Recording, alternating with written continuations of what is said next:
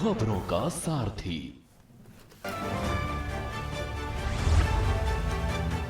मोदी काशी का काशी दौरा, 19,000 करोड़ की देंगे सौगात। 17 दिसंबर को काशी तमिल संगमम में होंगे शामिल। 18 दिसंबर को जनता को करेंगे संबोधित।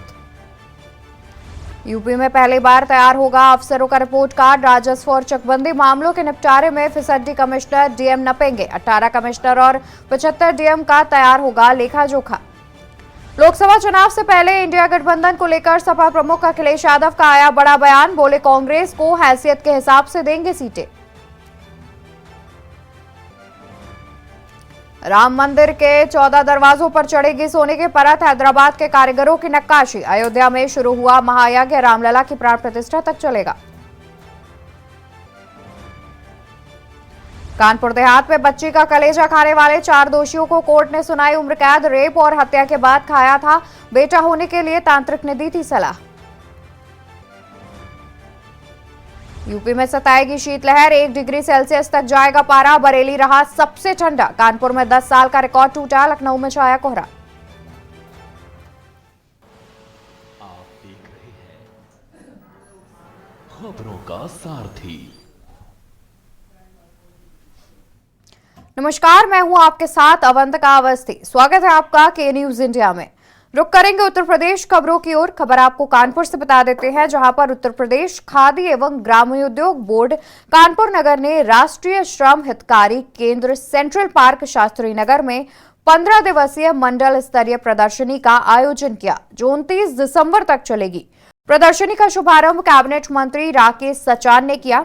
बता दें कि प्रदर्शनी में करीब 120 स्टॉल लगाए गए हैं, जिसमें मुख्य रूप से खादी वस्त्रों के साथ साथ ग्रामोद्योगी स्टॉल और माटी कला उद्योग के स्टॉल हैं, जिसमें कई के उत्पाद को बिक्री के लिए लगाया गया है। इस दौरान कैबिनेट मंत्री राकेश सचान ने कहा कि जब से खादी को बढ़ावा देने की बात देश के प्रधानमंत्री ने की, तब से पूरे देश में खादी की बिक्री बढ़ गई है, जिसमें लगभग 130 करोड़ की खादी की बिक्री का आंकड़ा सामने आया है, जिसके चलते मंडलीय सम्मेलन का आयोजन किया जा रहा है।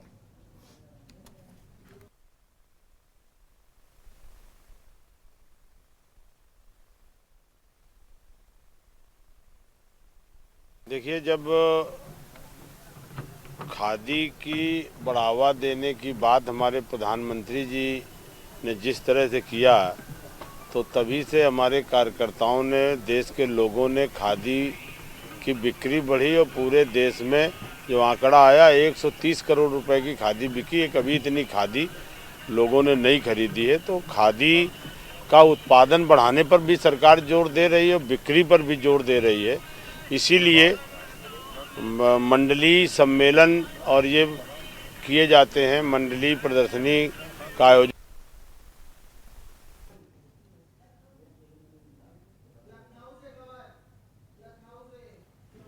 वहीं राजधानी लखनऊ से खबर सामने आ रही है। लखनऊ से खबर हम आपको बता देते हैं, जहां पीएम मोदी का 2 दिवसीय वाराणसी दौरा आज। प्रधानमंत्री के आगमन से पहले सड़कों को सजाया गया। झालरों की रोशनी से जगमग हुई बनारस की सड़कें। झालरों की रोशनी से जगमग हुआ बनारस शहर। काशी तमिल संगमम 2 के कार्यक्रम का करेंगे शुभारंभ। करोड़ों की परियोजनाओं की सौगात भी देते हुए नजर आएंगे प्रधानमंत्री नरेंद्र मोदी। फुलवरिया 4 लेन का प्रधानमंत्री मोदी करेंगे उद्घाटन। पीएम मोदी के आगमन को लेकर काशी वासियों में दिखा उत्साह। झालरों की रोशनी से जगमग हुआ फुलवरिया 4 लेन। काशी तमिल संगमम के दूसरे भाग के कार्यक्रम का करेंगे शुभारंभ।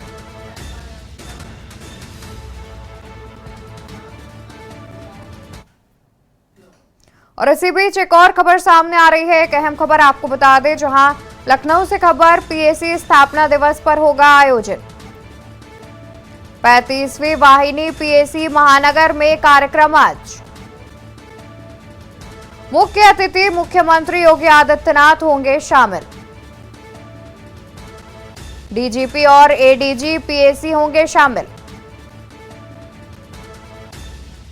35वीं वाहिनी पीएसी महानगर में कार्यक्रम का आज आयोजन किया जाना है। मुख्य अतिथि मुख्यमंत्री योगी आदित्यनाथ होंगे शामिल। डीजीपी और एडीजी पीएसी होंगे शामिल। 35वीं वाहिनी पीएसी महानगर में सुबह 9 बजे किया जाएगा आयोजन। पीएसी स्थापना दिवस पर होगा आयोजन। खबर राजधानी लखनऊ से सामने आ रही है, जहां पर 35वीं वाहिनी पीएसी महानगर में कार्यक्रम का आयोजन आज किया जाएगा। मुख्य अतिथि मुख्यमंत्री योगी आदित्यनाथ भी होंगे शामिल। डीजीपी और एडीजी पीएसी भी इस कार्यक्रम में होंगे शामिल। बता दें कि 35वीं वाहिनी पीएसी महानगर में आज कार्यक्रम का आयोजन किया जाना है। अहम खबर आपको बता दें, जहां पर मुख्य अतिथि के रूप में मुख्यमंत्री योगी आदित्यनाथ इस कार्यक्रम में होंगे शामिल। डीजीपी और एडीजी पीएसी भी इस कार्यक्रम में शामिल होंगे। अहम खबर आपको बता दें, जहां 35वीं वाहिनी पीएसी महानगर में सुबह 9 बजे किया जाना है आयोजन। पीएसी स्थापना दिवस पर किया जाएगा कार्यक्रम का आयोजन।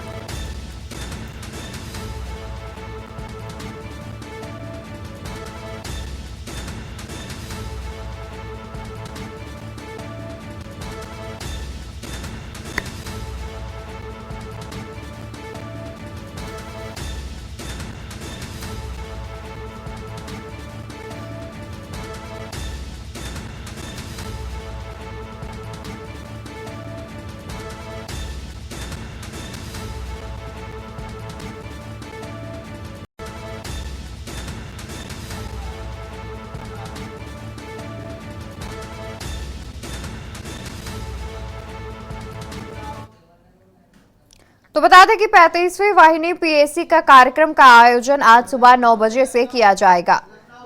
लखनऊ से खबर सामने आ रही है। लखनऊ से खबर हम आपको बता दें, जहां पर आज योगी सरकार के मंत्रियों की लगाई गई जिम्मेदारी।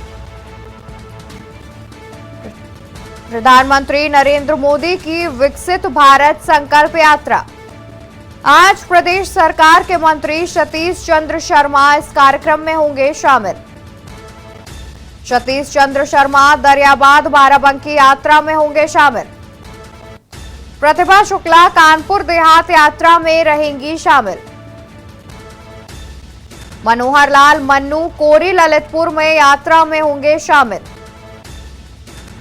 संदीप सिंह मथुरा में यात्रा का नेतृत्व करेंगे। संदीप सिंह मथुरा में यात्रा का नेतृत्व करेंगे। सांसद नीरज शेखर बलिया, वीरेंद्र सिंह मस्त बलिया, सुब्रत पाठक कन्नौज, मिथिलेश कुमार शाहजहांपुर, पुष्पेंद्र सिंह चंदेल महोबा, रविंद्र कुशवाहा बलिया में रहेंगे। खबर राजधानी लखनऊ से, जहां विकसित भारत संकल्प यात्रा में योगी सरकार ने दी है मंत्रियों को जिम्मेदारी। आज योगी सरकार के मंत्रियों को दी गई है जिम्मेदारी, जहां पर प्रधानमंत्री नरेंद्र मोदी की विकसित भारत संकल्प यात्रा में तमाम मंत्रियों को जिम्मेदारी सौंपी गई है, जिसमें प्रदेश सरकार के मंत्री सतीश चंद्र शर्मा भी होंगे शामिल। इसके अलावा सतीश चंद्र शर्मा दरियाबाद बाराबंकी की यात्रा में शामिल होंगे। वहीं प्रतिभा शुक्ला कानपुर देहात यात्रा में होंगी शामिल। मनोहर लाल मन्नू कोरी ललितपुर में यात्रा में होंगे शामिल। संदीप सिंह मथुरा में यात्रा का नेतृत्व करेंगे। संदीप सिंह मथुरा में यात्रा का नेतृत्व करेंगे। तो अहम जानकारी हम आपको बता रहे हैं। सुब्रत पाठक कन्नौज और मिथिलेश कुमार शाहजहांपुर में रहेंगे मौजूद।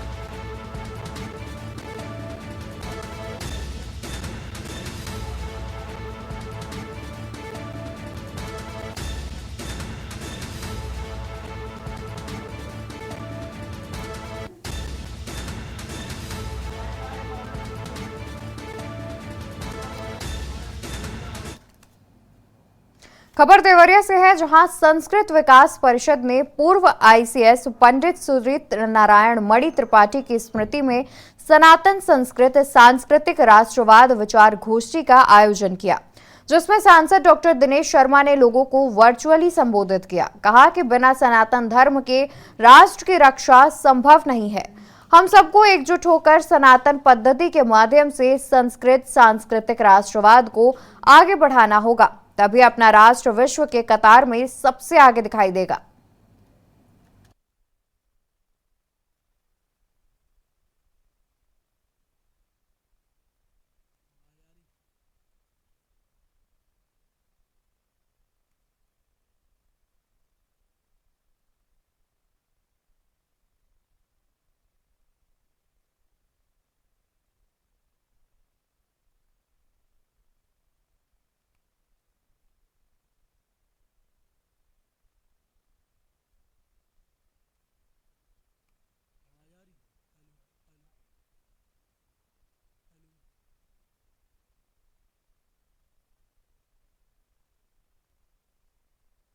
इस कार्यक्रम के द्वारा सनातन संस्कृत और सांस्कृतिक राष्ट्रवाद के लिए मैं समझता हूं कि देवरिया और कुशीनगर की जनता उत्साहित है।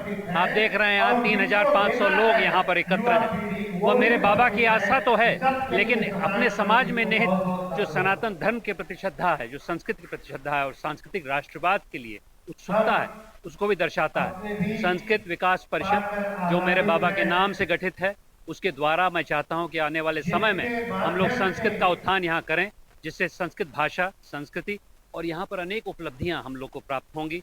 मैं समझता हूं कि यदि देवरिया कुशीनगर को आगे बढ़ाना है, उसकी सांस्कृतिक उपलब्धियों को भी साथ लेकर चलना पड़ेगा। उससे एक नए जीवन का, एक नए देवरिया, एक नए पूर्वांचल का जन्म होगा।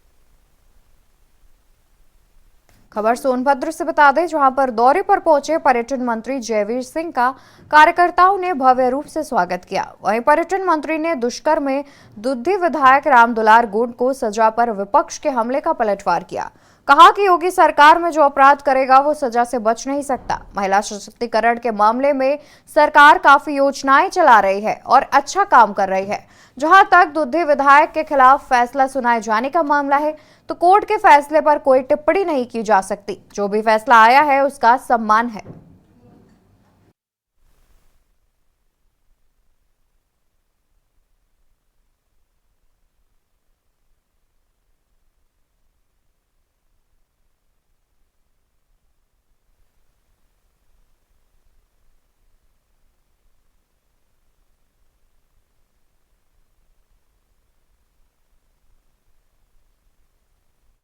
लोगों के संज्ञान में कि 2022 के आजादी के अमृत महोत्सव काल में आदरणीय मोदी जी ने और भारत सरकार ने संकल्प लिया है कि आने वाले भारत के शताब्दी वर्ष तक, यानी 2022 से 2047 के बीच में, जब भारत इन 25 सालों में हम लोगों को विकासशील भारत से विकसित भारत बनाने का संकल्प पूरा करना है।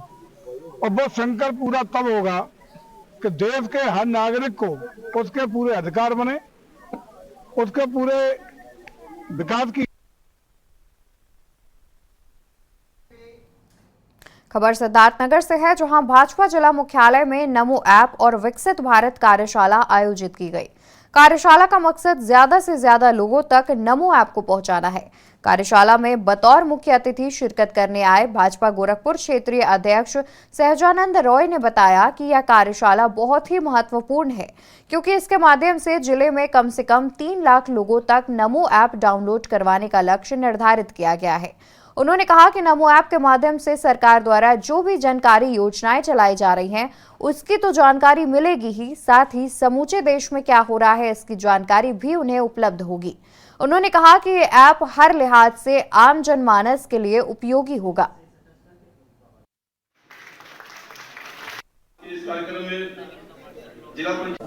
मैं इस देश यशस्वी प्रधानमंत्री माननीय नरेंद्र मोदी जी को मैं हृदय से भारतीय जनता पार्टी के सिद्धार्थनगर जनपद के कार्यकर्ताओं से बधाई देना चाहता हूँ कि 2014 से जब से माननीय नरेंद्र मोदी जी की सरकार बनी, ये नए भारत के निर्माण में उनका जो योगदान है और आज विकसित भारत संकल्प, विकसित भारत को बनाने में जो हमारी केंद्र और प्रदेश की सरकारों का जो योगदान रहा है, उसके संदर्भ में और आगामी दिनों हम इस नमो ऐप के माध्यम से हमारी जो भी जन कल्याणकारी योजनाएं हैं उन तक और देश और दुनिया की सारी खबरों को हम नीचे तक नमो ऐप अपलोड करा करके गांव में रहने वाला हो, किसान हो, मजदूर हो, व्यापारी हो, सबको तक नमो ऐप में अपलोड करा करके उनको दुनिया की क्या खबर है और भारत कहाँ कहाँ विकसित रूप में अग्रणी अपना योगदान कर रहा है, उन तक अपनी बात पहुँचाने के लिए आज इस नमो ऐप की कार्यशाला है। उत्तर प्रदेश के सीएम योगी आदित्यनाथ ने साफ निर्देश दे दिए थे कि भूमाफियाओं पर उत्तर प्रदेश सरकार शिकंजा कसेगी। वहीं कानपुर में भूमाफियाओं का आतंक लगातार बढ़ता जा रहा है। कल्याणपुर के आवास विकास में मामले बढ़ते जा रहे हैं, जहां आवास विकास की 4 लाइन रोड पर बने सर्विस लाइन पर कब्जा कर लिया गया। आवास विकास में बने बड़े बड़े गेस्ट हाउस और होटल ने सर्विस लाइन पर अपना निर्माण करवाकर सर्विस लाइन पर कब्जा करने के बाद यातायात को भी बाधित कर दिया। सर्विस लाइन पर निर्माण करते ही लोगों को अब काफी दिक्कतों का सामना भी करना पड़ रहा है। मानक के विपरीत बनी इन बिल्डिंगों के पास ना तो पार्किंग की उचित व्यवस्था है, ना ही किसी प्रकार का कोई स्पेस। इसके बावजूद इन बिल्डिंगों पर बड़े बड़े गेस्ट हाउस चलाए जा रहे हैं। गेस्ट हाउस संचालकों ने दबंगई के बल पर आवास विकास की सर्विस लाइन पर ही कब्जा करा है। इस विषय में जब आवास विकास के अधिकारियों से बात करने का प्रयास किया गया तो उन्होंने चुप्पी साध ली। सवाल खड़ा होता है कि आखिर कब आवास विकास के अधिकारी अपनी कुंभकर्णी नींद तोड़कर इन दबंग बिल्डिंग मालिकों के खिलाफ कार्रवाई करेंगे।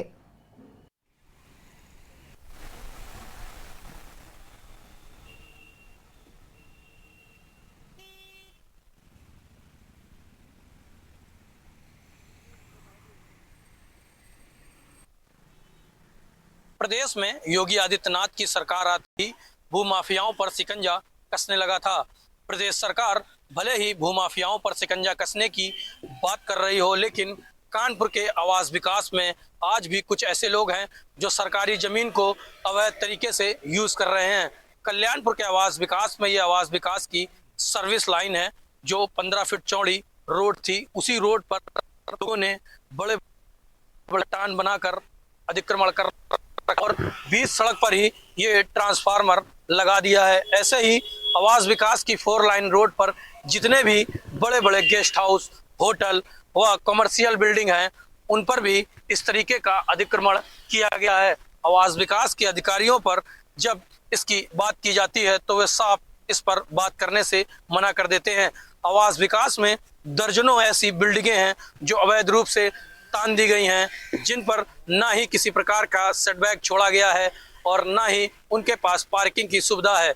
लेकिन आवास विकास की 15 फुट चौड़ी सर्विस लाइन को भी कब्जा कर लिया है। आवास विकास की इस रोड पर दर्जनों पार्टीलान और गेस्ट हाउस बने हुए हैं जो इस रोड को पूरी तरह कब्जा कर चुके हैं। रोड पर ही टेंट और जनरेटर लगाकर रोड को कब्जा कर लिया है। अब ऐसे में जो सर्विस लाइन आम पब्लिक के लिए बनाई गई थी, अब वे इन कमर्शियल बिल्डिंग वालों के यूज आने लगी है। कानपुर से अमित शर्मा, के न्यूज इंडिया।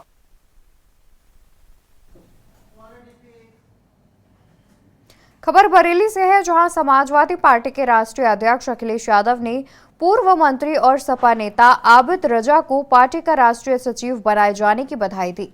आंवला नगर पालिका अध्यक्ष सैयद आबिद अली ने समाजवादियों के साथ मिठाई बांटकर खुशी का इजहार किया।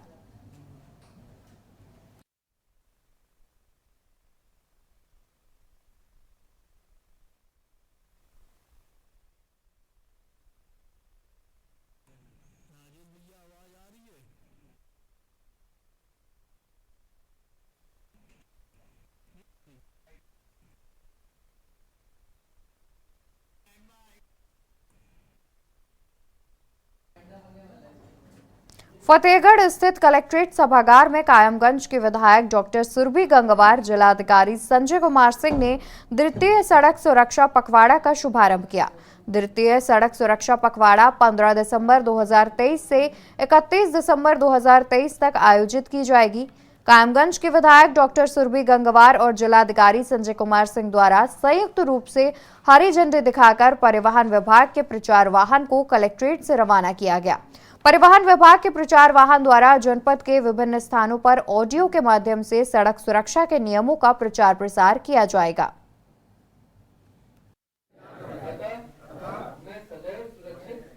महोदय के निर्देशानुसार ये द्वितीय सड़क सुरक्षा पखवाड़ा जो है 15 दिसंबर 2023 से 31 दिसंबर 2023 तक मनाया जाता है, जिसमें सड़क सुरक्षा से संबंधित तमाम कार्यक्रम हैं।